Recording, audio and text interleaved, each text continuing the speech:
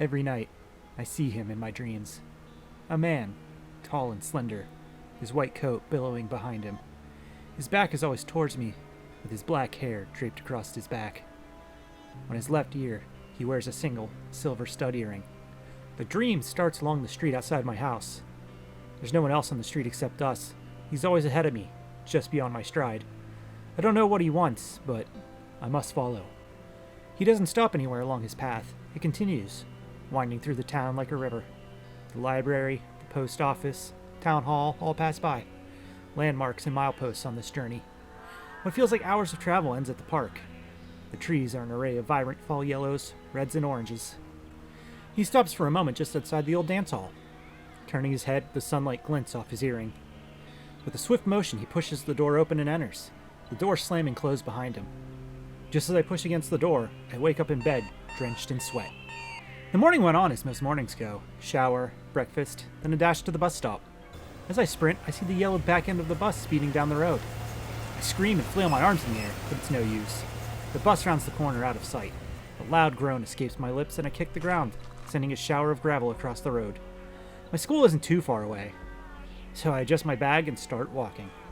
In the cool autumn morning sky, the sun peeks out from a curtain of gray-white clouds. As the cars and their drivers cross back and forth, a trail of leaves follows. A gust of wind sends a shiver through my body. I make it to the crosswalk just as the light switches to not cross. A few cars pass in a blur. I'm the only one walking. I catch a glimpse of a white jacket across the street. It's him, the man who haunts my dreams. My heart races. Never thought he'd be real. School can wait. I have to follow him. Just like my dreams, it's just him and I on the street. I follow as close as I can.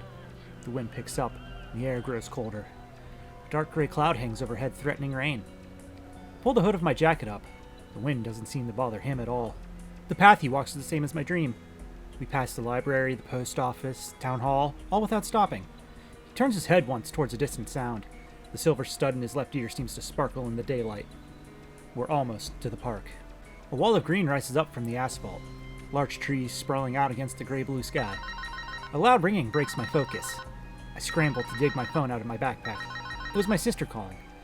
I turn off my phone and toss it back into my bag. When I look back up, he's gone. I silently cuss my sister out and shoulder my bag. While I may have lost sight of him, I know where he's going.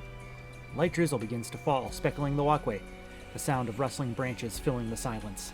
It's a short walk to the dance hall. The rain came and went in spurts, making the trip a miserable one. As the walkway came to an end, the dance hall stood like a battered fortress surrounded by the trees. Shuttered windows flanked either side of the doorway, the white paint flaking in large chips. A small notice board is mounted at the bottom of the stairs. It once held concert and party posters. Now, it just holds a fluorescent orange condemn sign. I can feel my heart thumping in my chest. Is this just another dream? Will I wake up in bed in a cold sweat? I swallow my fear and climb the stairs. Step by step, they groan and squeak. I look around to see if the man in white is nearby. Only the pines and oaks return my gaze. The landing sags underfoot.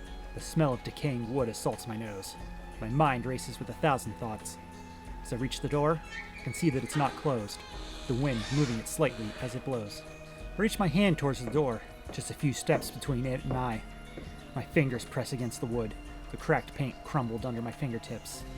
With a violent ferocity, the door flies open. The man in white stands in front of me, his face shrouded by his hair. I stare wide-eyed at him. His skin is almost as white as his jacket. Before I can react, he grabs my still outreached hand. "We've been waiting for you," he says. The door slams shut.